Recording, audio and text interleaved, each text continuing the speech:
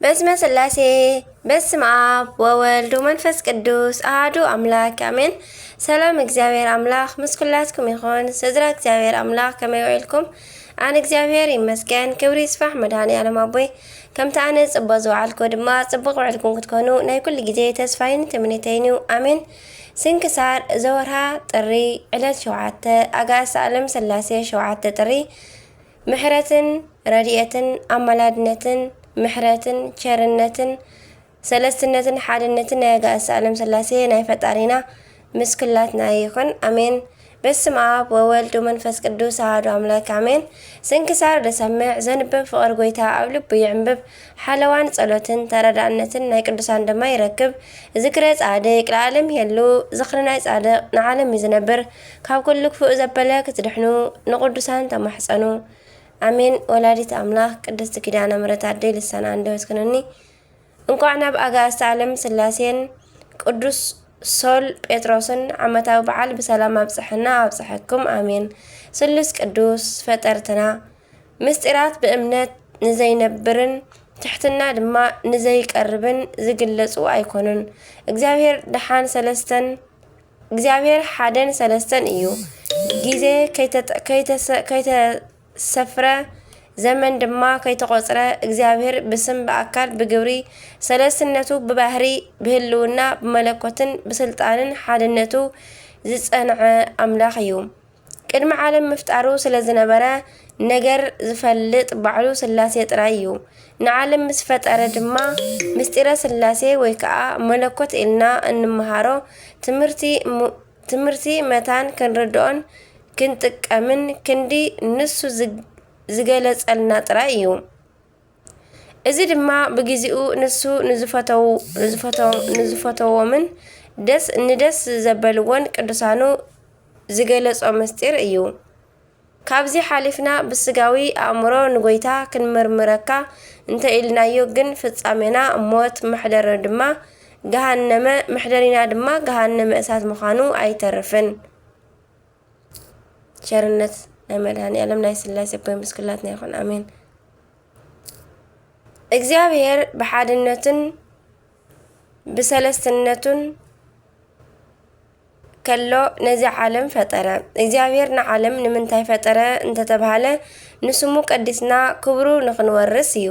ብሓድነቱ ምንታዌ ወይ ከዓ ክልተነት ብሰለስትነቱ ርባዒ ወይ ከዓ ኣርባዕትነት ዘይብሉ ናይ ዘለዓለም ኣምላኽ ናይ ኩሎም ፍጥረታት ፈጣሪ እግዚአብሔር እዩ።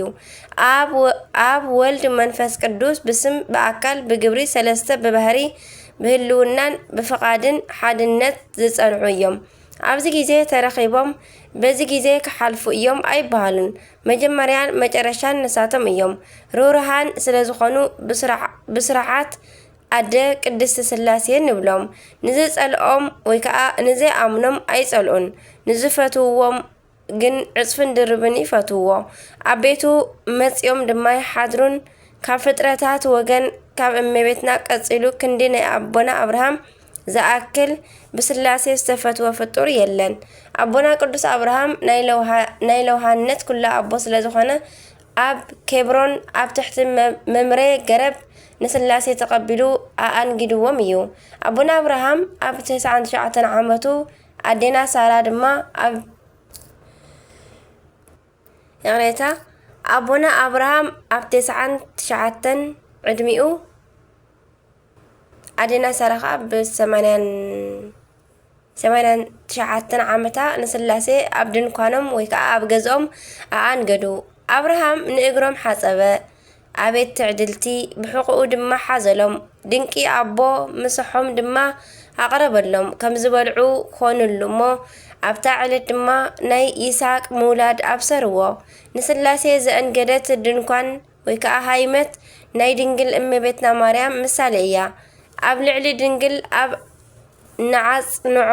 ንኣጽንዖ መንፈስ ቅዱስ ንኣንጽሖ ወልድ ብዝተፈለየ ኣካሉ ንስጋዊ ኣብኣ ኣዕሪፎም ሓዲሮም እዮም እሞ በዓለ ስላሴ በዚ መዓልቲ ዝኽበር ስለ ክልተ ምኽንያታት እዩ። እቲ ቀዳማይ ህንፃ ሰናዖር ምፍራሶም ክኸውን ከሎ ካልኣይ ድማ ቅዳሴ ቤቶም እዩ። ህንፃ ሰናዑር ቅድሚ ኣሽሓት ዓመታት ናይ ሕጂ ኢራቅ ኣከባቢ ከም ዝነበረ ዝንገረሉ ግዝኣት ክኸውን ከሎ እቲ ስም ነታ ሃገርን ነቲ ንጉሱን ብተመሳሳሊ የገልግል ነበረ። ድሕሪ ክፍኣት ናይ ናምሩድ ሰናዑርን ወገናቱን ምስ ሰይጣን ተፋተው። ድሕሪ ጥፍኣት ማይ ድሕሪ ዕረፍቲ ኖህ ድማ ኣብቲ ስፍራ ብሓድነት ይነብሩ ስለዝነበሩ ነንባዕላቶም ንዑ ከይተበተና ስምና ዝፅዋዓሉ ህንፃ ንስራሕ፣ ብኡ ድማ ነቲ ነቦታትና ብማይ ዘጥፍአ ንእግዚኣብሔር ንዋጋዓዮ ተባሃሉ። ድሕሪኡ ብጣዕሚ ነዊሕ ዝኾነ ህንፃ ሰሪሑ። ካብቲ ምንዋሕ ናይቲ ህንፃ ዝተለዓለ ድማ ብፀሓይ ኣብሲሎም በሊዖም ይበሃል። ቀፂሎም ድማ ኩናት እናኣልዓሉ ንፈጣሪ ክወግኡ ወርወሩ። መቸም ናይዞም ሰባት ክፍኣትን ቅልነትን ክንሰምዕ ከለና ይገርመና ይኸውን። ግን እኮ ሎሚ ሰልጢነ ኣብ እትብል ዘላ ዓለም ዝስራሕ ዘሎ ካብዚ ዝኸፍአ እዩ። ለውሃቱ ደኣ ተዓጊስና እምበር ከም ክፍኣትና ዝጠፋእና ምኾና ነርና። ሩህሩሃን ስላሴ ግን ናይ ሰናዖር ሰባት ዝሰርሕዎ ርእዮም ከጥፍእዎም እናኸኣሉ ኣይገበርዎን። ናይ ባርያኦም ናይ ኖህ ቃል ኪዳን ስለ ዝዘከሩ እንታይ ደኣ ንዑ ንረድ ወንክኣው ነገሮሙ ለከለዳውያን ቋንቋኦም ንደባልቀሎም ደኣ በሉ እምበር ከለዳውያን ልሳኖም ተደባሊቑ 71 ቋንቋታት ተፈጠሩ። ንሳቶም ድማ ስምምዕነት ስኢኖም ተበተኑ። ስላሴ ድማ ነቲ ህንፃ ብንፋስ ደረራ ክኸውን በተንዎ። ስለዚ ድማ ክሳብ ሎሚ እቲ ስፍራ ባቢሎን ወይ ከዓ ዙሩት ክበሃል ይነብር ኣሎ። ቅዳሴ ቤት ልክዕ ከምዛ ሎሚ ቅድሚ 324 ዓመት ኣድያም ሰገድ ኢያሱ ኣብ ኢትዮጵያ ኣብ ካብ ዝነገሱ ኣብ 10 ዓመት ኣብ 1684 ዓ.ም ኣብ ከተማ ጎንደር ንግስተ ኣድባራት ቅድስቲ ስላሴ ቤተ ክርስቲያን ተሰሪሓ ተወድአት። ጥሪ 7 ድማ ንሊቅ ክፍለ ዮሃንስ ወሲኽካ ብዙሓት ምእመናን ሰራዊት መሳፍንትን ሊቃውንትን ዘለዎ ቅዳሴ ቤቶም ተኸብረ። ኣብቲ ዕለት ድማ ዓብይ ሃሴት ተገብረ። ኢያሱ ኣድያም ሰገድ ሓያል ቅኑዕ ጥበበኛ ኣስተውዓሊ መናኒ ንጉስ ስለ ዝነበረ ንቤተ ስላሴ ስለ ዘፀበቓ ካብዚ መዓልቲ ጀሚሩ ስላሴ ጥሪ ብድምቀት ክኽበር ኮነ። ነገር ግን ካብ እትስራሕ ኣብ 16 ዓመታ ቅኑዕ ኢያሱ ምስ ተቐትለ እታ ቤተ ክርስቲያን ብሓደጋ ፈረሰት። ሎሚ እንርእዮ ኣብ 1708 ዓ.ም ብወዱ ብኣፄ ዳዊት ሳልሳይ ዝተሃንጸ እዩ።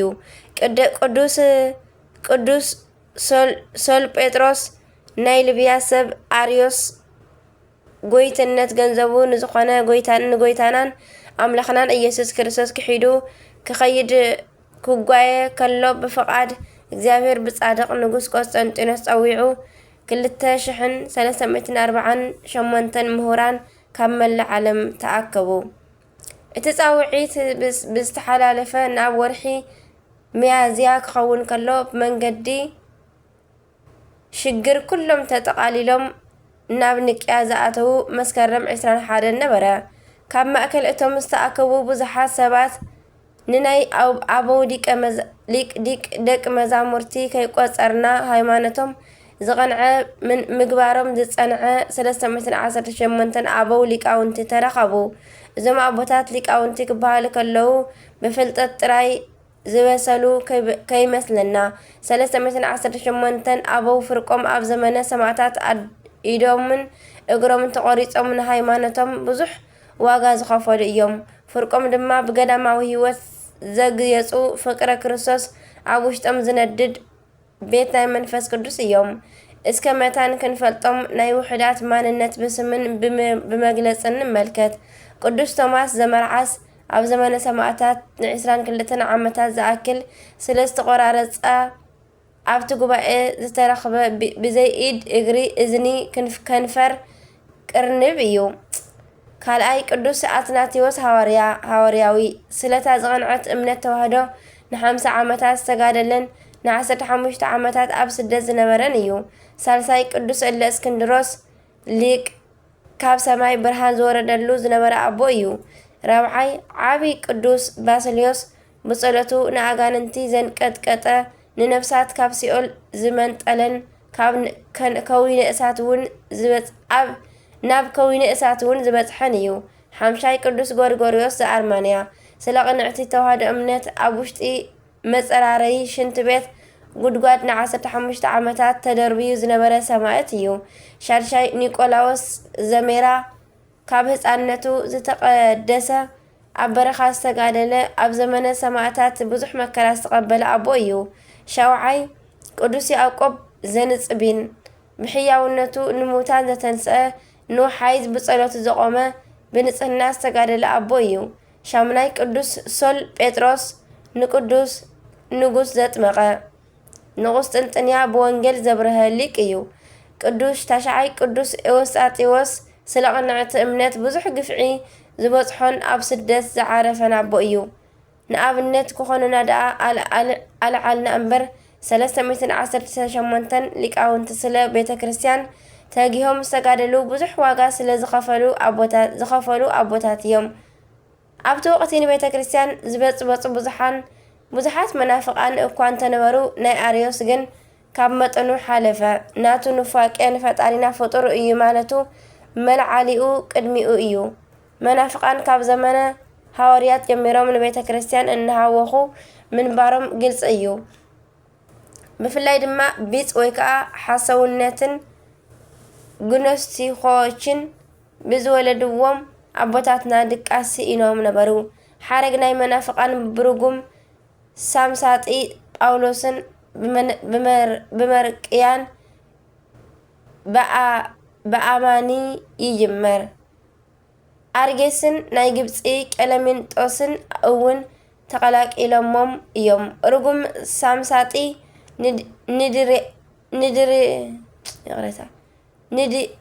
ንዲያድርስ ብኑፋቄ ወለዶ። ዲያድርስ ንሉቅያኖስ፣ ሉቅያኖስ ድማ ንኣርዮስ ወለደ። እዚ ኣርዮስ ብጣዕሚ ተንኮለኛ ብምዃኑ ልክዕ ከምዚ ናይዚ ዘመን ግጥምን ዜማን እናፀሓፈ ኣብ በቢ መንገዲ እናዓደለ ኣብ ፈቐዶ ቤት እናሰበኸ ንብዙሓት ብኑፋቄ በከለ። ኣብ መጀመርታ ተፍጻሜተ ሰማዕት ቅዱስ ጴጥሮስ መምህሩ መኸሮ፣ ስለ ዘይሰምዖ ድማ 1-2 ግዜ ኣውገዞ። ጸኒሑ ሰነፍ ጳጳስ ኣኪላስ እንተፈትሖ እኳ ቅዱስ ሊቀ እለእስክንድሮስ እንደገና ኣወገዞ። ከም ናይ ኣርዮስ ሓሳብ መድሃይና ኢየሱስ ክርስቶስ ናይ ባህሪ ኣምላኽ ኣይኮነን ሎቱ ስብሃት ምባል ንክርስትና ካብ ስሩ ፈንቂልካ ምድርባይ ማለት እዩ። ስለ ናይ ክርስቶስ እግዚኣብሔርነት ብሉይን ሓዲስን እናመስከሩ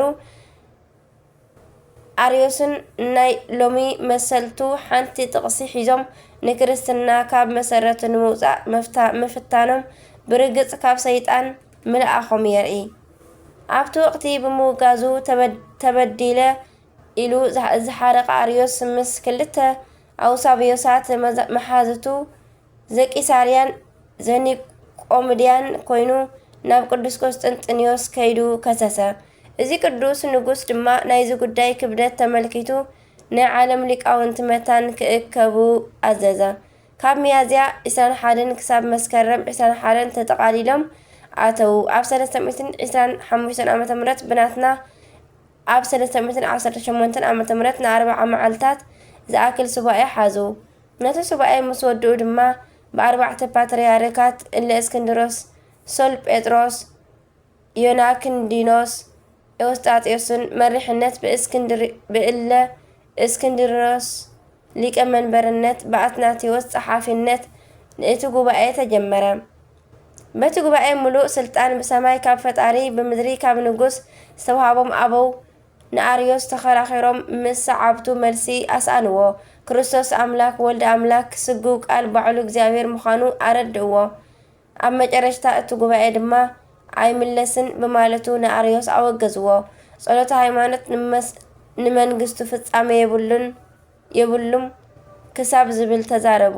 ፍትሓ ነገስቲ ስጋውን መንፈሳውን ኢሎም ኣዳለዉ።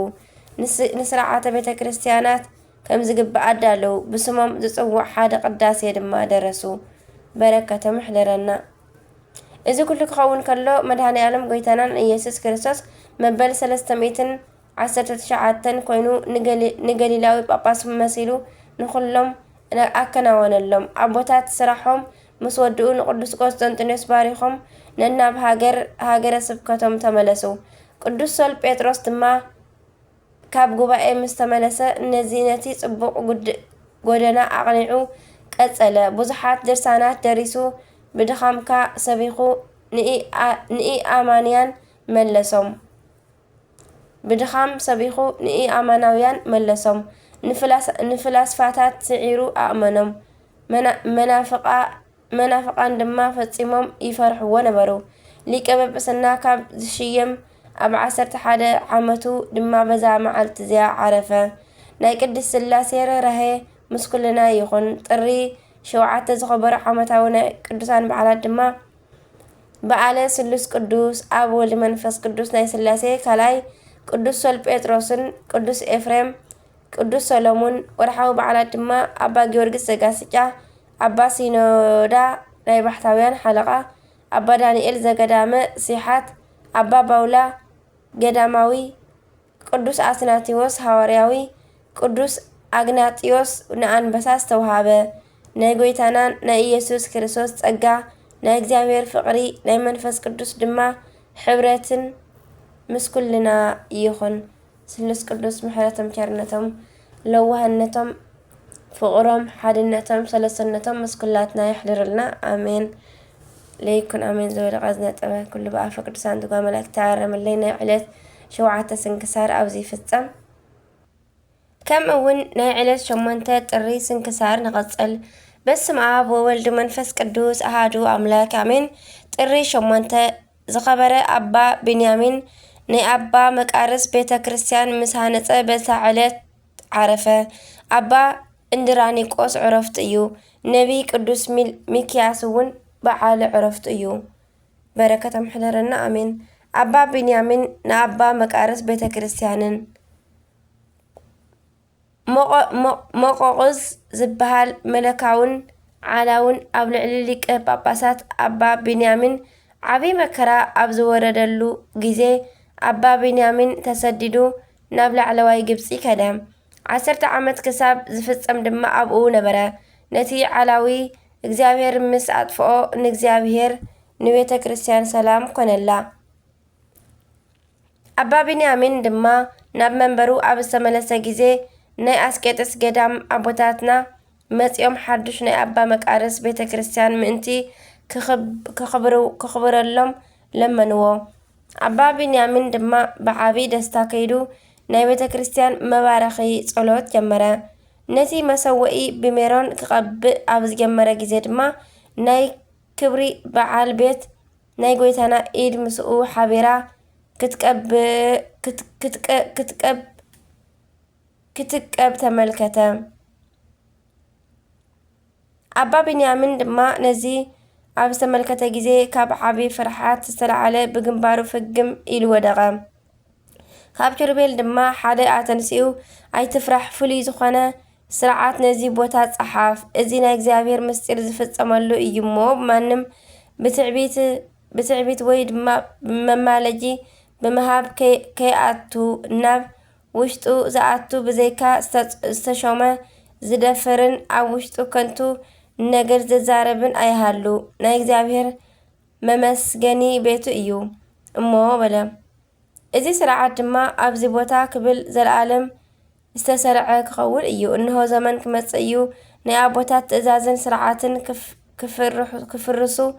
ከፍርሱ እዮም እዚ ዝኸበረ ቦታ ድማ ከም መሳለቂ ቦታ ክኸውን እዩ በሎም አባ ቢንያም ድማ እዛ ናይ እግዚአብሔር ቤት ናይ ሰማይ አንፈት እያ በለ ነዚ ምስ ኪሩብ እንዳተዘራረበ ከሎ ካብቲ ቤተ ክርስቲያን ናብ ሸነኽ ምብራቕ ኣብ ዝተመልከተ ጊዜ ሓደ ምልኩዕ ጭሕሙ ነዊሕ ገጹ ድማ ከም ናይ መልአኽ ዘፍርሕ ሽማግለ ተመልከተ አባ ቢንያም ድማ ደስ ኢልዎ ካብ ኤጲስቆጶሳት ሓደ ብሞት ኣብ ዝዓርፍ ጊዜ ኣብ ክንድኡ ነዚ ሽማግለ ክሸሞ እየ ኢሉ ብልቡ ሓሰበ በዚ ጊዜ ድማ ኪሩብ ከምዚ በሎ ኦ ቢንያሚን ነዚ ዝኸበረ ኣቦ ንመቃርዮስ ኤጲስቆጶስ ዶ ክትገብሮ ኢካ ምክንያቱ ንሱ ናይ ኩሎም ሊቃነ ጳጳሳት አቦኦም እዩ። እንሆ ሎሚ ምስ ደቁ ደስ ምእንቲ ክብሎ መፂ ኣሎ። ካብ ደቁ ድማ መንፈሳዊ ሽሞት ዝሽወም ኣይሰኣንን። ካብ ገዳማቱ ድማ ናይ መንፈስ ቅዱስ ፍረ ኣይሰኣንን በሎ። አባ ቢንያምን ድማ ደቁ ብፁዓን እዮም በለ። ኪሩብ ድማ ብፁዓን ዝበሃሉስ ንትእዛዙ ሓልዮም ድልየቱ እንተተኸተሉ ንሱ ምስኦም ሕጂ ኣብ ዘለዎ ክብሪ ክኾኑ እዮም። ንትእዛዙ እንተዘይሓልዮም ግና ምስኡ ዕድል ቦታ ኣይክህልዎምን እዩ በሎም። አባ ቢንያምን ናይ አባ መቃርስ ዕብየትን ርህራሄን ርእዩ ብምድናቕ መልክኡ ኪሩብ ከም ዝተኣዘዞ ነቲ ጽሕፈት ጽሒፉ ንዘወትር ክኸውን ኣብ ውሽጢ ቤተ ክርስቲያን አንበሮ። ዕድሚኡ ኣብ ዝበፅሐ ግዜ ድማ ዕረፍቱ በዛ ዕለት ምእንቲ ክትኮነሉ ንጎይታና ለመኖ። ጎይታና ድማ ልመናኡ ተቐቢሉ በዛ ዕለት ብሰላም ዓረፈ። በረከት ናይ ቅዱስ ቢንያምን ምስ ኩላትና ይኹን አሜን። ቅዱስ ሚክያስ ነቢይ እግዚአብሔር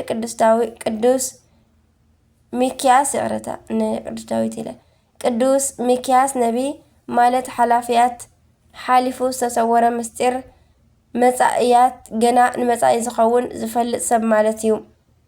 ነቢይ ማለት ሃብተ ትንቢት ናይ እግዚአብሔር ናይ ባህሪ ገንዘቡ ክኸውን ከሎ ንሱ ንዝፈተዎ ድማ ብጸጋ ይህቦም። እዚኦም ካብ ጎይታ ሃብተ ትንቢት ዝተውሃቦም ኣቦታትን ኣዴታትን ቅዱሳን ነቢያት ብምባል ይፍለጡ። ዘመነ ነቢያት ተባሂሉ ዝፍለጥ ኣብ ብሉይ ኪዳን እንተኾነ ክሳብ ምጽአት ፀጉኡ እግዚአብሔር ዝፈቀደሎም ኣይከልኦምን እዩ። ኣብ ማእከል ሐዋርያት ከዓ ንቅዱስ አጋቦስ ዝኣመሰሉ ነቢያት ነበሩ። ቅዱሳን ነቢያት ካብ እግዚአብሔር እናተለኣኹ ሰብ ምስ ፈጣሪኡ ንኽዕረቕ ይመኽሩን ይግስጹን። ካብቲ ጽቡቕ ሃይማኖቶምን ንጽህናኦምን ዝተለዓለ ንእግዚአብሔር ብዝተፈላለየ ኣርአያን ኣምሳልን ርእዮሞ እዮም። እስመ በአንጽሖ መንፈስ ርእይዎ ነቢያት ለእግዚአብሔር ወተናጸሩ ገጽ በገጽ ከም ዝበለ አባ ሕርያቆስ ቅዳሴ ማርያም። ናይ ብዙሓት ነቢያት ፍጻሜኦም መከራ ምቕባል እዩ። ሓቂ ስለ ዝተዛረቡ ገሊኦም ብእሳት፣ ገሊኦም ብሴፍ፣ ገሊኦም እውን ብመጋዝ ተፈቲኖም እዮም። ካልኦት ናብ ኣናብስቲ ክስንደው ከለዉ እቶም ዝተረፉ ከዓ ብእምኒ ተወግሩ። ስለዚ ከዓ መከረኦም ንቤተ ክርስቲያን መሰረት ተባሃለ። ጎይታ ከዓ ንደቀ መዛሙርቱ ካልኦት ደኸሙ ንስኻትኩም ብድኻምኩም ኣተኹም ኢሉ ናይ ነቢያት መከራ ተዛረበ። ነቢያት ጎይታናን ኣምላኽናን ኢየሱስ ክርስቶስን ነዲኡ ድንግል ማርያምን ንምርኣይ ብዙሕ ጸዓሩ ደለዩውን። ብዙሓት ነቢያትን ጻድቃንን ንስኹም እትርእይዎ ክርእዩ ደለዩ ከም ዝበለ ጎይታ ኣብ ወንጌል። ሎሚ ግን ኣብ ሰማያት ጸጋ በዚሕሎም ክብሪ ተዋሂብዎም ሓሴት ይገብሩ ኣለዉ። ቅዱሳን ነቢያት ብቐንዲ 15 ኣበው ነቢያት፣ 4 ዓበይቲ ነቢያት፣ 12 ደቂቀ ነቢያትን ካልኦት ነቢያትን ተባሂሎም ኣብ 4 ይኽፈሉ። 15 ኣበው ነቢያት ማለት ኣቦና ቅዱስ አዳም፣ ኣቦና ቅዱስ ሴት፣ ኣቦና ቅዱስ ሄኖስ፣ ኣቦና ቃይናን፣ ኣቦና መላሊኤል፣ ኣቦና ያሬድ፣ ኣቦና ሄኖክ፣ ኣቦና ማትሳላ፣ ኣቦና ላሜህ፣ ኣቦና ኖህ፣ ኣቦና አብርሃም፣ ይስሐቅ፣ ያዕቆብ፣ ሙሴን ሳሙኤልን ይበሃሉ እዮም። 4 ዓበይቲ ነቢያት ድማ ቅዱስ ኢሳይያስ ልዑለ ቃል፣ ቅዱስ ኤርምያስ፣ ቅዱስ ሕዝቅኤልን ቅዱስ ዳንኤልን እዮም። 12 ደቂቀ ነቢያት ድማ ቅዱስ ሆሴዕ፣ ቅዱስ አሞጽ፣ ቅዱስ ሚክያስ፣ ቅዱስ ዮናስ፣ ቅዱስ ናሆም፣ ቅዱስ አብድዩ፣ ቅዱስ ሶፎንያስ፣ ቅዱስ ሐጌ፣ ቅዱስ ኢዩኤል፣ ቅዱስ ዕንባቆም፣ ቅዱስ ዘካርያስን ሚልክያስን እዮም። ካልኦን ነቢያት ድማ በዓል ኢያሱ፣ ቅዱስ ሶምሶን፣ ቅዱስ ይፍታሄ፣ ቅዱስ ጌዴዎን፣ ቅዱስ ዳዊት፣ ቅዱስ ሰሎሞን፣ ቅዱስ ኤልያስን፣ ቅዱስ ኤልሳዕን ካልኦትን እዮም። በረከቶም ሕደረና አሜን። ነቢያት በከተማውን ይከፋፈሉ እዮም። ናይ ይሁዳ ኢየሩሳሌም፣ ናይ ሰማርያ እስራኤል፣ ናይ ባቢሎን ኣብ ግዜ ሞርኮ ተባሂሎም ይጽውዑ እውን እዮም። እውን ይከፋፈሉ እዮም። ካብ ኣዳም ክሳብ ዮሴፍ ናይ ዘመነ ኣበው ነቢያት፣ ካብ ሊቀ ነቢያት ሙሴ ክሳብ ነቢይ ሳሙኤል ናይ ዘመነ መሳፍንት ነቢያት፣ ካብ ቅዱስ ዳዊት ክሳብ ዘሩባቤል ዘለው ከዓ ናይ ዘመነ ነገስት ነቢያት፣ ካብ ናይ ዘሩባቤል ሞት ክሳብ መጥምቀ ዮሃንስ ዘለው ድማ ናይ ዘመነ ካህናት ነቢያት ይበሃሉ። ስለ ቅዱሳን ነቢያት ብውሕዱ እዚ ካበልና ናብ ናይ ዕለቱ በዓል ንመለስ። ቅዱስ ሚክያስ ቁፅሩ ካብ 12 ደቂቀ ነቢያት ክኸውን ከሎ ዘመነ ትንቢቱ ከዓ ቅድሚ ልደተ ክርስቶስ ኣብ 800 ዓመተ ምህረት ኣከባቢ እዩ።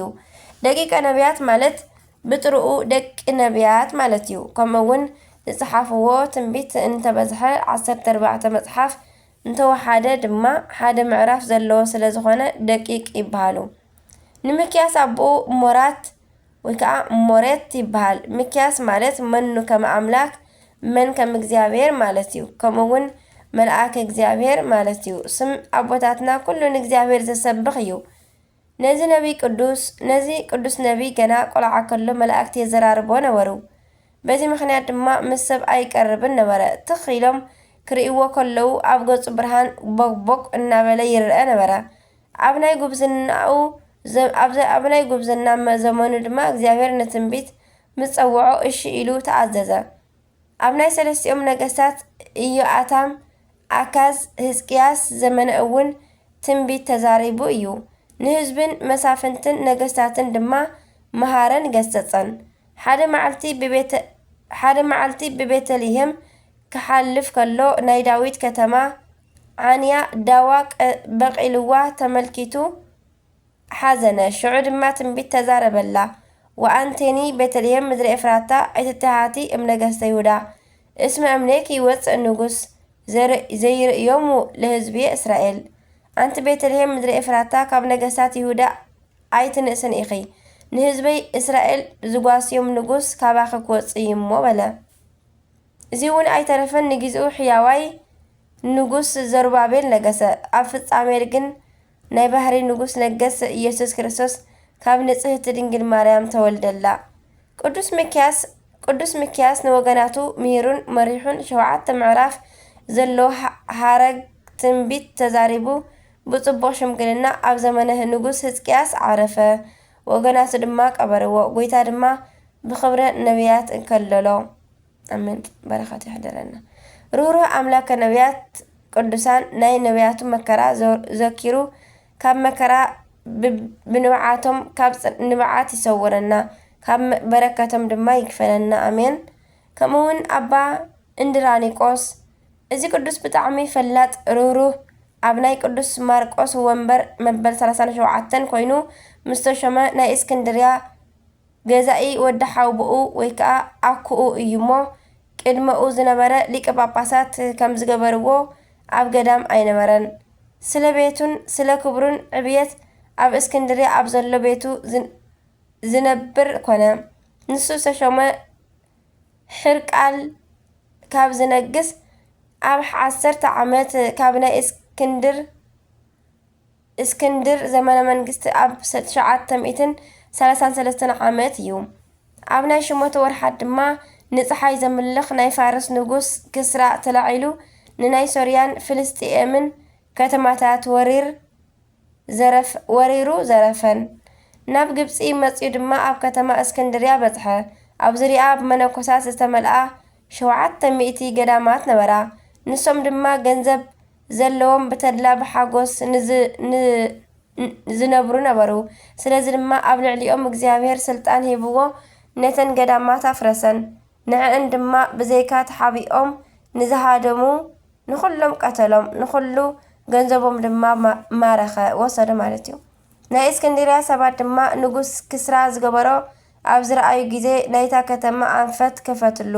ንሱ ድማ ነዛ ከተማ ናብ ኢድካ ኣይሕልፈ ሂበካ ኣለኹ እሞ ኣይተፍረሳ፣ ኣብ ውሽጣ ንዘለዉ ብሩታዓት ቅተሎም፣ ዓመፀኛታት እዮም እሞ ዝብል ኣብ ሕልሙ ረኣየ። በቲ ግዜ ነቲ ናይታ ሃገር ንጉስ ሒዙ ምስ ኣሰሮ ነቶም ደቂ እታ ሃገር ብናይ ኩናት ሰራዊት ክቀራርቦም ስለ ዝኾንኩ ካብ 18 ዓመት ጀሚሮም ዘለው ብርትዓት ዘለዎም ንኹሎም ኣኩብለይ ንኹሎም ነናቶም ደሞዝ 20 ናይ ወርቂ ዲናር ክኸፍል እየ በሎም። ኩሎም ህዝቢ ድማ ናይ ብሓቂ ወርቂ ዝቕበሉ መሲልዎም 8,000 ብርትዓት ቆፂሮምን መዝጊቦምን ኣብ ዝሃብዎ ግዜ ንጉስ ክስራ ንኹሎም ብሰይፍ ቀተሎም። ናብ ላዕለዋይ ግብፂ ብምኻድ ድማ ናብ ኒቆዮስ በፂሑ 700 ብስራሖም ክፉኣት ንዝኾኑ መነኮሳት ብሰይፍ ቀተሎም።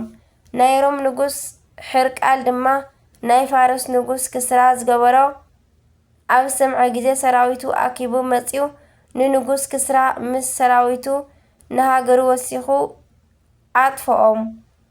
እዚ ኩሉ ክኸውን ከሎ ግን ናይ ኣባ እንድራኒቆስ ገድሉ ብጣዕሚ ዝወቀበ ነበረ። እስላም ኣብ ግብፂ ቅድሚ ምምንጋሶም ኣብ መንበረ ሲመቱ 7 ዓመት ተቐመጠ። ንእግዚኣብሔር ኣገልጊሉ ድማ በዛ ዕለት ብሰላም ሓረፈ። በረከቱ ምሳና ትኹን፣ በረከቱ ትኩን ምስለ ኩልነ ኣሜን። 8 ጥሪ ዝኽበሩ ዓመታዊ ናይ ቅዱሳን በዓላት ድማ ቅዱስ መቃርስ ዓብይ፣ ቅዱስ ሚክያስ ነቢ፣ ኣባ እንድራኒቆስ ሊቀ ጳጳሳት፣ ኣባ ቢንያሚን ሊቀ ጳጳሳት። ወርሓዊ በዓላት ድማ ቅዱስ ሙሴ ሊቀ ነቢያት፣ ኪሩቤል 4 እንስሳ፣ ኣባ ቡሸይ፣ ኣቡነ ኪሮስ፣ ኣባ ሳሙኤል ዘደብረ ቀልሞን፣ ቅዱስ ኣቡነ ማትያስ ዘሃዋርያ ካብ 12 ሃዋርያት ዝኾነ። ናይ ዕለት 8 ጥሪ ስንክሳር ኣብዚ ፍጸም። በረከት ረድኤቶም ናኹሎም ቅዱሳና ምስ ኩላትና ይኹን ኣሜን። ከምኡ ድማ ናይ 9 ጥሪ ስንክሳር ንቐጽል። በስመ አብ ወወልድ ወመንፈስ ቅዱስ አሐዱ አምላክ አሜን። ጥሪ 9 ስንክሳር ኢትዮጵያዊ ጻድቅ አቡነ ዘአማኑኤል እውን ዕረፍቶም እዩ። ከምኡውን ኣባ አብርሃም በዛ ዕለት ጎይታና ናብ ቤቱ ዝኣተወሉ ኣባ አብርሃም ግብፃዊ ዕረፍቲ እዩ። ነዚ ቅዱስ ኣቦኡ ብጣዕሚ በዓለ ጸጋ ዝኾነ ንድኻታት ዝፈቱን ዝንከባከብን ሩሩህ ክርስቲያን ነበረ። ኣብ ሃገረ ግብፂ ጥሜት ኣብ ዝኾነ ግዜ ድማ ኩሉ ገንዘቡ ንድኻታት ሃበ። ተኣማኒ ስለ ዝነበረ ድማ ደቂ ተዓዲ ንብረቶም ብሓደራ ምስኡ ይቐምጡ ነበሩ። ንሱ ድማ ብተኣማንነት ኣቐሚጡ ኣብ ግዚኡ ድማ ይህቦም ነበረ። ጥሜት ኣብ ግብፂ ኣብ ዝጸንዐ ግዜ ግን ናይቶም ሰባት እኽሊ ኣውፂኡ ንድኻታት ሃቦም። እቶም ሰባት ድማ ኣብ ዝሓተትዎን መላእኽተኛ ኣብ ዝለኣኹሉን ግዜ ኣባ አብርሃም ተላዒሉ ናብኦም ይኸይድ። ንሶም ድማ ከም ዝተቐበሉ ገይሮም ይጽሕፍሉ እምበር ኣይሓትዎን። ሰበይቱ ድማ ጻድቅ ክርስቲያን ስለ ዝነበረት ሰይጣን ቀኒእላ ኣብ ውሽጢ ሓደ ክፉእ ሰብ ሓዲሩ ብደቂ ፋርስ ነገር ሰርሓላ። ደቂ ፋርስ ድማ ማሪኾም ናብ ሃገሮም ወሰድዋ። ንሳ ድማ ኣብ ሓደ ለይቲ ነቲ እቲ ነገር ዝሰርሓላ ሰብ ኣብ ውሽጢ ሲኦል ብእሳት ክሳቐ ራእይ ረኣየት እሞ መልኣኽ እግዚአብሔር ድማ ነዚ ሰብ ተበቂልዎ እዩ እሞ እግዚአብሔር ዝገበረልክዶ ርኢኺ በላ። ንሳ ግን ጎይታይ መከራይን ስቃይን ኣብ ልዕሊኡ ክበጽሕ ድልየት የብለይን በለቶ። እቲ መልኣኽ እግዚአብሔር ድማ ናብ ቤታ ምእንቲ ክትከይድ ነገራ። ሰብኣያ ኣብ ዝሞተ ግዜ ድማ አብርሃም ድኻ ኮይኑ ዓበየ።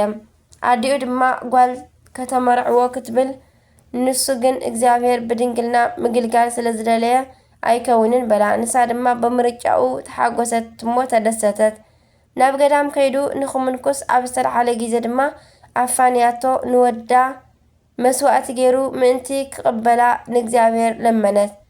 ኣባ አብርሃም ድማ ናብ ገዳም ኣስቄጥስ ከይዱ ብኣባ ዮሃንስ ኣብ እምነት ዘመን እንዳ ኣባ መቃርስ ገዳም በጽሐ።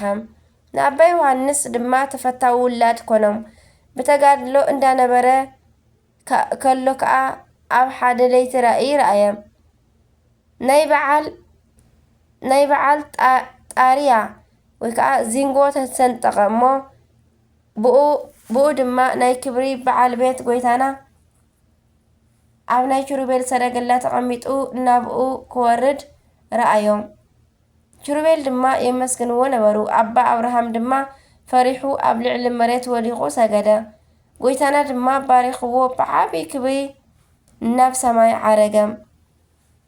ጎይታና ዝወረደላ ዓበይቱ ጣርያ ዝተሰንጠቐ ምልክት ኮይኑ ክሳብ ሎሚ ኣሎ። ንሳ ድማ ካብ ናይ መንፈሳዊ ኣቦኡ ኣበምኔት ዮሃንስ መንበሪ ቀረባ እያ። ስማ ድማ በግቢግ ትበሃል። ናይ እግዚኣብሔር መልኣኽ ድማ ንኣባ ኣብርሃም ኩሉ ግዜ ይበጽሖ ነበረ። ብዙሕ ምስጢራት ድማ ይገልጸሉ ነበረ። ድሕሪኡ ኣባ ኣብርሃም ናብ ደብረ ሃረዮን ከደ። ኣብኡ ድማ ንኣባ ጋዓርጊ ረኺብዎ ናብ ናይ ኣስቄጥስ ገዳም ወሲዱ ክሳብ ዕረፍቶም ኣብታ በዓቲ ሓቢሮም ነበሩ። ኣበምኔት ኣባ ዮሃንስ ምስ ዓረፈ ሰይጣን ኣብ ልዕሊ ኣባ ኣብርሃም ዓቢ ደዌ ሕማም ኣምጻሉ።